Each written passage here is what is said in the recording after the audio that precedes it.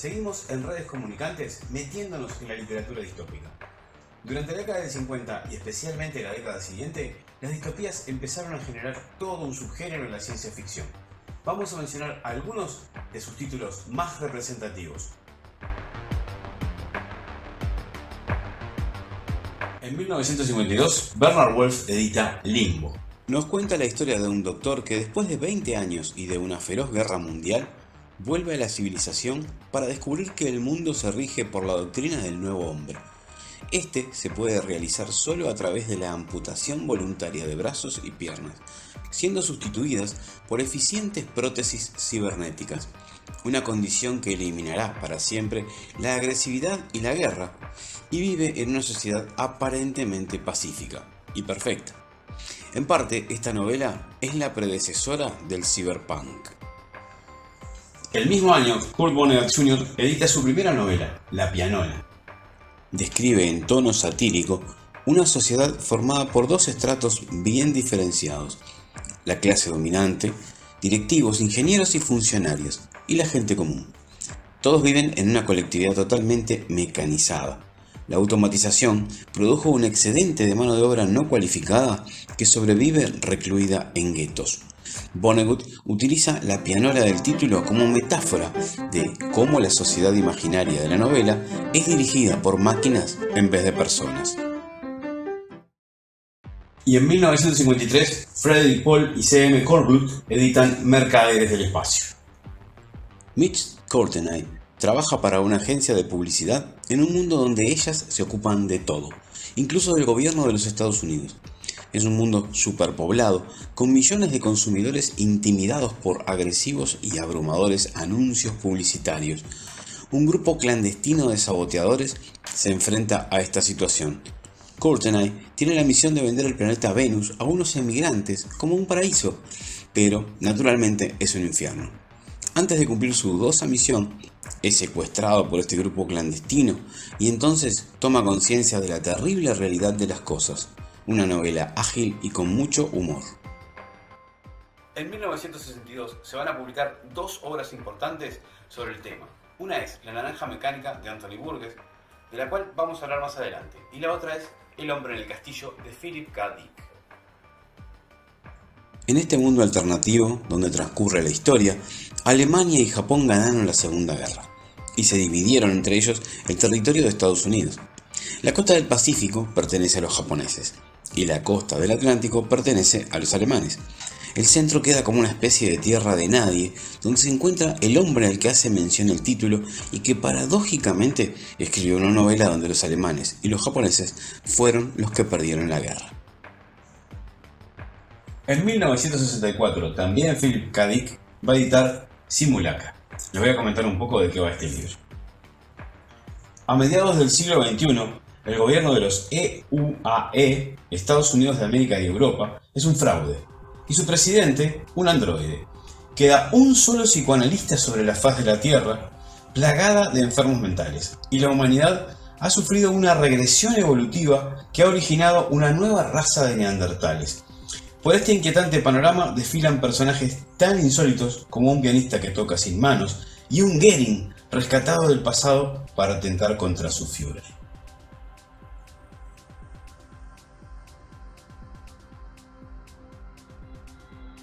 Pero esto no se detiene. En 1966, por ejemplo, Harry Harrison publica Hagan sitio, que servirá de base para una película clásica que se llama Cuando el destino nos alcance. Además, Robert Heinlein edita su novela La luna es una cruel amante. En 1967, William F. Nolan publica La fuga de Logan, que se convertirá también en otra película interesante. Para 1968 sale Todos sobre Zanzíbar de John Brunner y la lista sigue. Hay una infinidad de novelas distópicas en estos años. Seguimos con dos obras clásicas, una nuevamente de la mano de Philip K. Dick. Se llama ¿Sueñan los androides con ovejas electrónicas?, de la que hablaremos en otro momento y su tapa les anuncia sobre qué.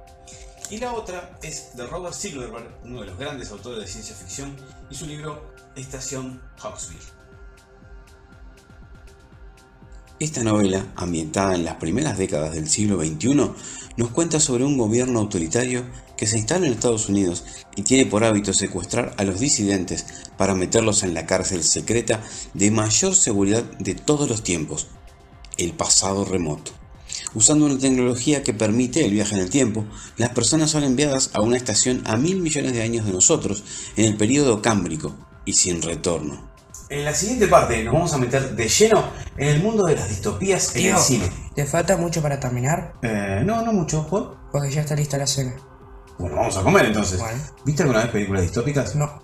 ¿No? Bueno, te voy a invitar a ver algunas. Dale, Bien. vamos a comer ahora.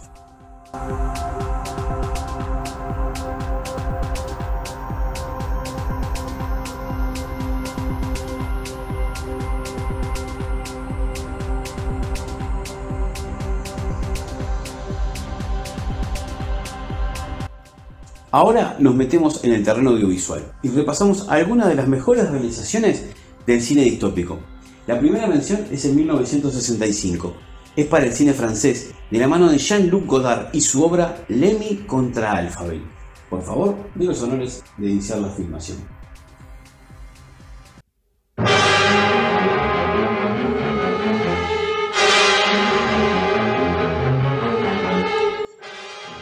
Lemmy contra Alphaville.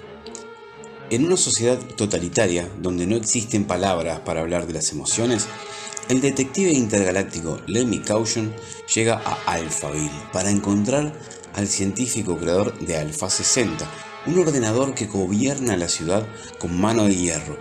Poco a poco, la misión va cambiando de desafío. Destruir a Alpha 60 es la meta.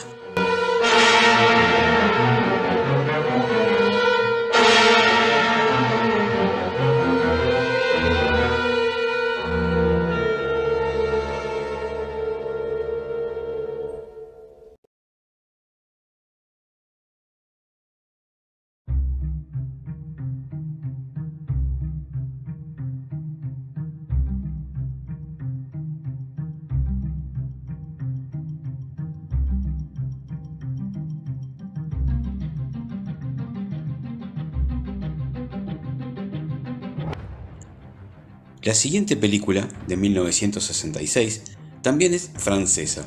Su director, François Truffaut, basándose en la obra de Ray Bradbury, realiza Fahrenheit 451.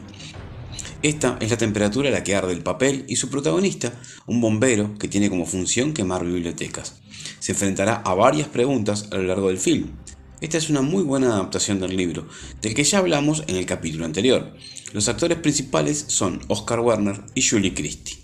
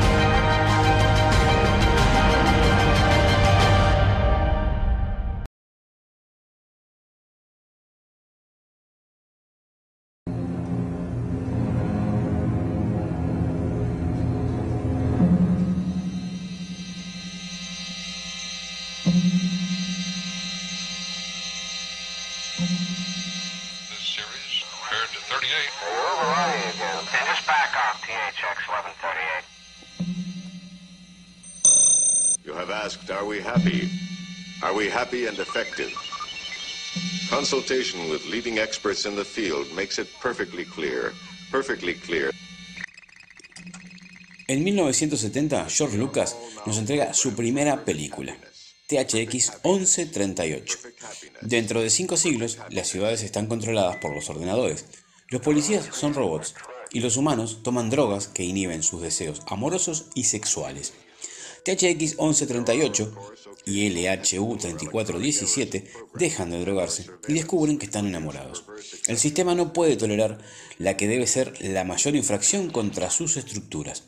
Esta película cuenta con la presencia de Robert Duvall y Donald Pleasence en los papeles principales. Indulging in various sexual acts and the ultimate perversion, love. For such extreme psychobiological misfunction, only isolation will do.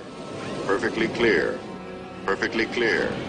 There have been no, repeat, no unprogrammed departures, no pursuits.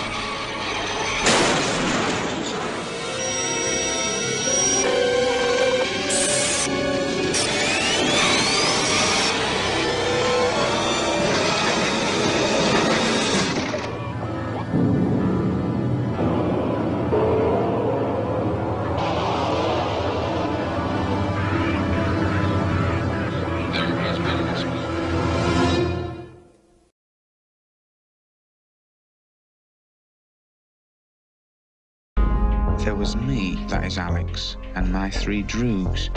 That is Pete, Georgie, and Dim. Go on, do me in your course.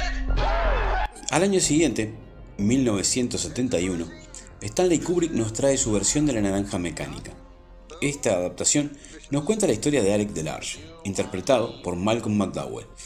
Alex es un delincuente juvenil en la Gran Bretaña de un futuro cercano, adelantándose a la llegada del punk por algunos años. Esta película tiene como eje el tema del condicionamiento humano y el libre albedrío, escrito en plan de comedia negra. El título de la obra alude metafóricamente a la imposibilidad de que el hombre sea perfectamente programado.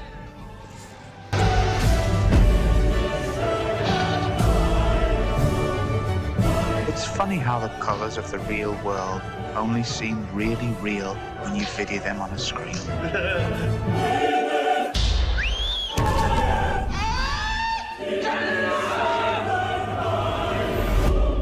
I'm cured! Praise God! You're not cured yet, boy.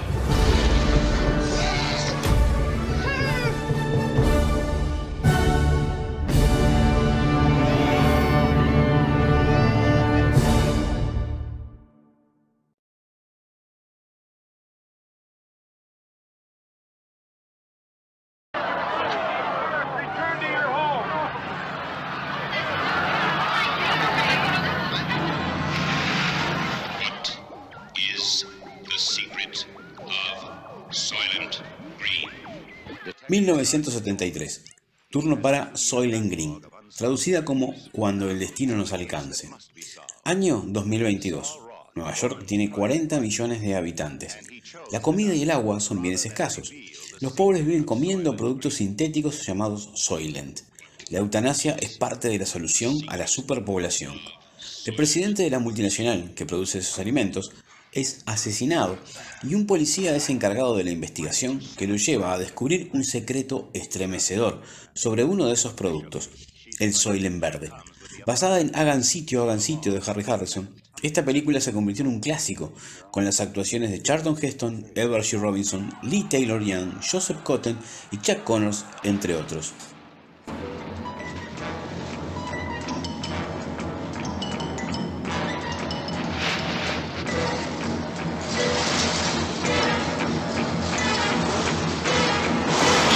Fight for survival and try to solve the most bizarre riddle ever to face mankind.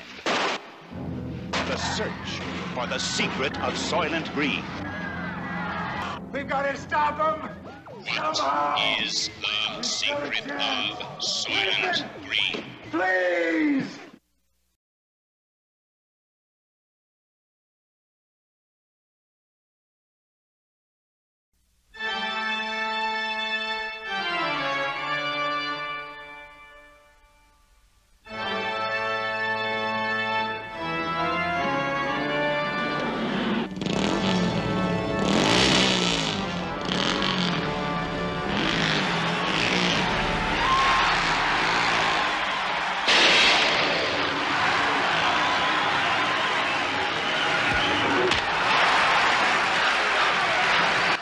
...1975... La película se llama Rollerball, dirigida por Norman Jewison. Año 2018... Las corporaciones han sustituido a los gobiernos. Ellas controlan la sociedad. Para tener a la gente distraída, crean un deporte, el rollerball. violenta mezcla de hockey, fútbol americano y carrera de motos. El mejor jugador, interpretado por James Caan, se empieza a volver famoso y en las altas esferas no interesa que nadie destaque. Le piden a este jugador que se retire y cuando se niega, la brutalidad del juego aumenta y todo se complica.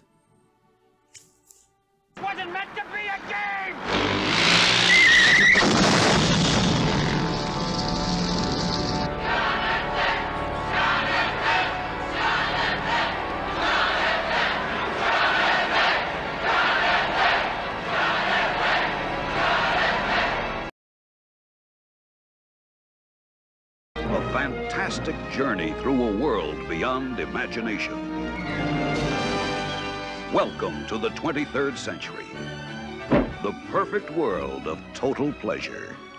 Imagine a world in which you need never be alone. You touch a switch, turn a dial, and the perfect lover steps into your arms. Every pleasure is yours to experience. Runner! There's just one catch. When the tiny crystal in the... Ahora es el turno de La fuga de Logan, basada en la novela de William F. Nolan y estrenada en 1976, dirigida por Michael Anderson, con Michael York, Farrah Fawcett y Peter Ustinov, entre otros.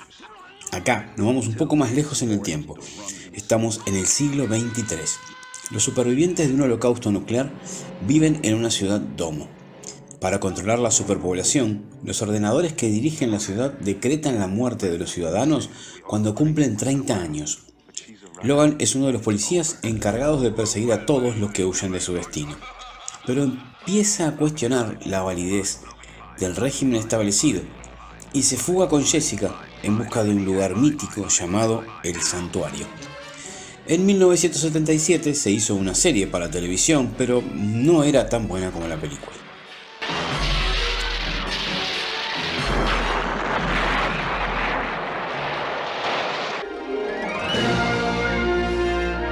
MGM takes you into a new age of adventure in the first motion picture of the 23rd century. Logan's Run. It begins where imagination ends.